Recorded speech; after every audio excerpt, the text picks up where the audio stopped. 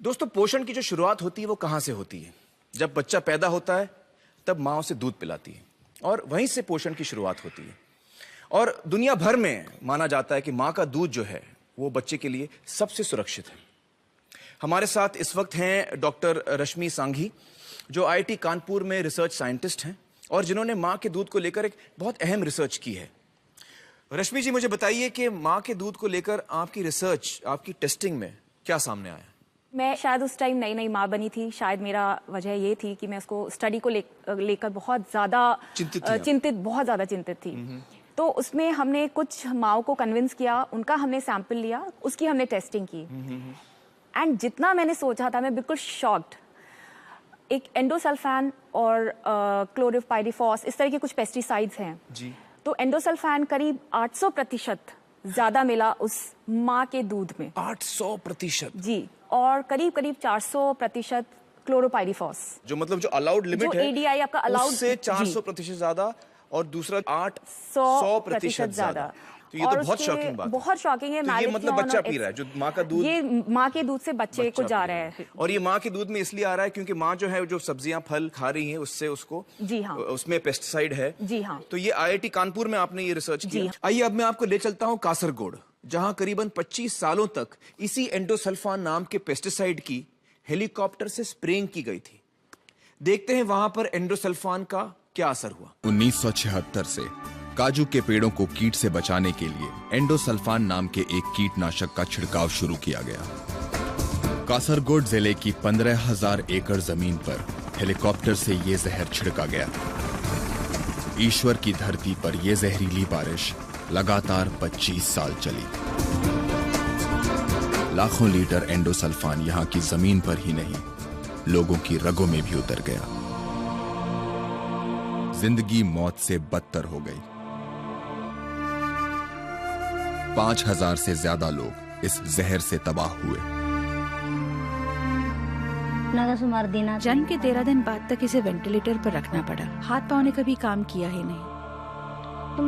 ये पहले देख सकता था, अब बिल्कुल नहीं। दर्दनाक मौत के खौफनाक मंजर, जिसे देखकर रूह कांप उठे।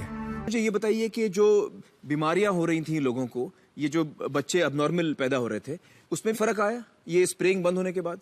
खुशी की बात यह है कि पिछले 4 सालों में पूरे इलाके में जन्मजात विकृति का एक भी केस मेरी नजर में नहीं आया है। और ये जो बच्चे गिर रहे थे अपने आप, जो मिसकैरेजेस हो रहे थे, वो केसेस भी बिल्कुल कम हो गए हैं। तो ये वही एंडोसल्फान पेस्टिसाइड है जिसके बारे में रश्मि जी ने हमें बताया था कि उनके टेस्ट में माँ के दूध में एंडोसल्फान की मात्रा परमिसिबल लिमिट से 800% ज्यादा थी।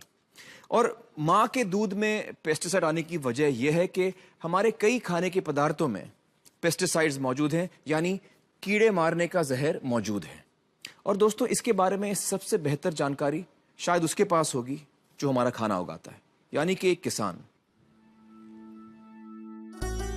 महाराष्ट्र के नासिक जिले के अंगूर देश भर में मशहूर हैं। ताजे ताजे और रस भरे अंगूर देखते ही मुंह में पानी आ जाता है। लेकिन जो किसान इन अंगूरों को उगा रहा है, वो इन्हें नहीं खाएगा। 6 साल पहले मुझे मुंह में छाले हुए थे। उस टाइम अंगूर का सीजन था, तो मैं रोज अंगूर खाता था।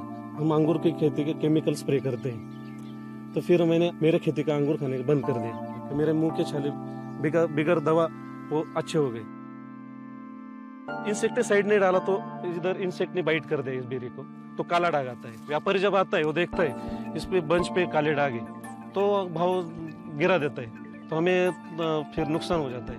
तो हमें मालूम है इससे क्वालिटी खाली दिखने के लिए बढ़ती है, उसके न्यूट्रिएंट्स कम तो होते हैं लेकिन पॉइजन अंदर जाता है, इसलिए खाली व्यापारी पर्पस के लिए करना पड़ता है।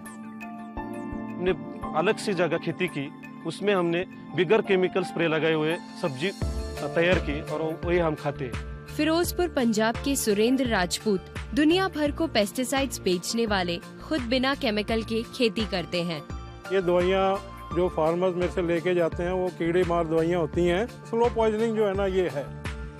मैं अपने खेत के अंदर जो है ना इसका इस्तेमाल नहीं करता हूँ। ये मैं इसलिए करता हूँ ताकि हमारी जो है ना सेहत ठीक रहे, बॉडी के ऊपर जो है ना उसका असर ना आए। वलसाड़ गुजरात के नीलेश देसाई भी अपने और अपने परिवार के लिए अलग से अन्न उगाते हैं। मेरा एक खेत है, उसमें मैं एकदम देसी, वो मेरे लिए रखा है मैं, और मेरा दूसरा जो खेत है उसमें मैं रासायनिक यूज करता हूँ, ये इसलिए ज़्यादा नफा मिले। जो ड्रम में डालते हैं दवा, वो ड्रम 1 साल तक उसकी स्मेल इसमें रहती है, तो वो तो ड्रम है प्लास्टिक का, तो आदमी पे तो असर हो ही गया नहीं उसका। घर के वाली में नहीं डालते हैं, वो बारिश से पहले हम निकाल लेते हैं, वो माल हम हमारी रिश्तेदारी में ही देते हैं, और जो कमर्शियल आता है वो सब मार्केट में जाता है। इस जमाने में तो कोई भी वस्तु दिखावा पे चलता है, बढ़िया लगा ले लो, वो कैसा है वो दिखता नहीं है। जब कमर्शियल बात आ जाती है तो सामने वाला मर जाए तो अभी कोई सोचता नहीं है।